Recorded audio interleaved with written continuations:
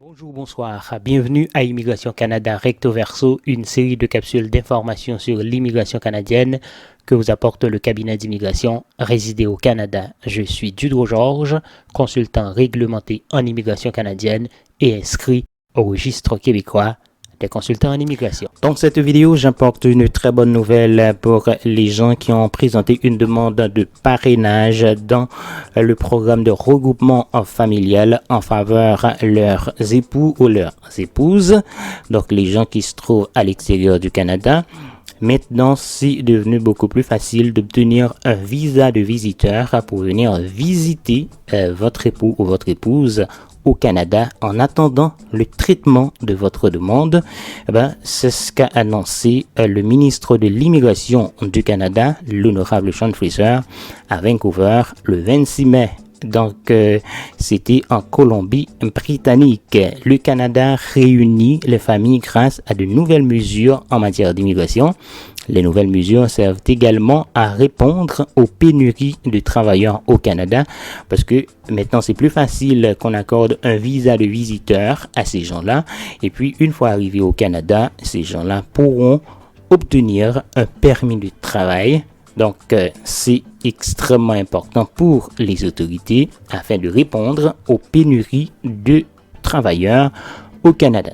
Donc, l'honorable Sean Fraser, ministre de l'Immigration, des Réfugiés et de la Citoyenneté, a annoncé de nouvelles mesures pour renforcer la réunification des familles, notamment l'accélération des délais de traitement des demandes de visa de résident temporaire, communément appelé visa de visiteur, pour les conjoints demandeurs, de nouveaux outils de traitement dédiés aux citoyens demandeurs de VRT, donc VRT c'est visa de résident temporaire, un nouveau permis de travail ouvert pour les demandeurs de la catégorie des conjoints et de la famille, et puis des prolongations de permis de travail ouvert pour les titulaires de permis de travail ouverts expirant entre le 1er août et la fin de 2023, c'est-à-dire donc 31 décembre 2023. Le ministre Fraser a annoncé un traitement accéléré des demandes de visa de résidents temporaires ainsi qu'une série de mesures plus réfléchies à l'égard des demandes afin que les familles puissent être réunies plus tôt en attendant que le traitement de leur demande de résidence permanente soit terminé. À l'avenir, la plupart de ces demandes seront traitées dans les 30 jours, c'est-à-dire 30 jours au moins. Et les demandeurs bénéficieront de mesures de traitement spécifiques à leur situation en tant que conjoints et personnes à charge. Donc, pas seulement les conjoints et les conjointes, également les personnes à charge, donc les enfants.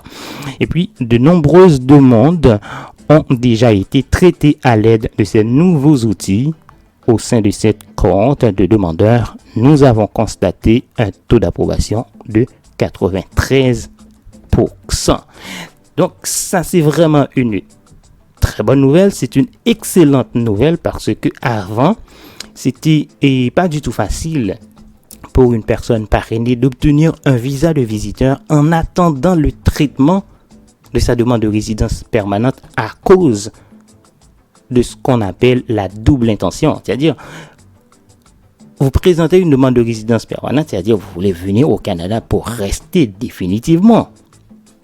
Et en même temps, vous présentez une demande de visa de visiteur, visa de résident temporaire. Mais l'agent va dire, mais est-ce que réellement, si je vous accorde ce visa, vous allez retourner dans votre pays à la fin de votre séjour autorisé? Parce que votre premier objectif, c'est d'avoir la résidence permanente. Alors, à cause de la double intention, il y avait beaucoup de refus.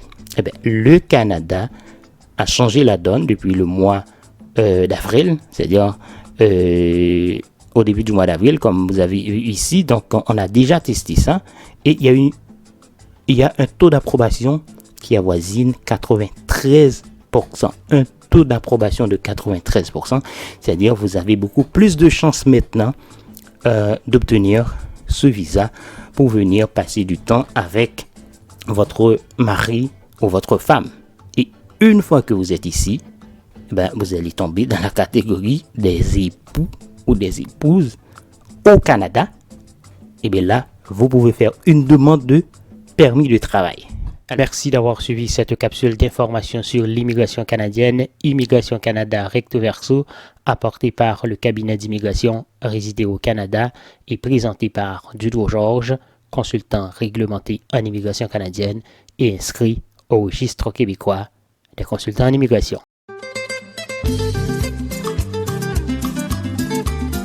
Voulez-vous visiter, étudier, travailler ou tout simplement vivre de façon permanente au Canada? Ne vous faites plus arnaquer par les consultants fantômes sans scrupules. Confiez désormais vos projets d'immigration aux experts du cabinet d'immigration résidé au Canada. Ils sont tous chevronnés, réglementés et reconnus par les autorités canadiennes et provinciales. Appelez-nous dès aujourd'hui pour une consultation en bonne et due forme au 514-418-9898 si vous êtes au Canada, 3309-8009-1330 si vous êtes en France ou dans les départements d'outre-mer français. Avec le cabinet d'immigration résidé au Canada, vous allez faire du Canada votre terre d'accueil, terre d'accueil, terre d'accueil, terre d'accueil, terre d'accueil.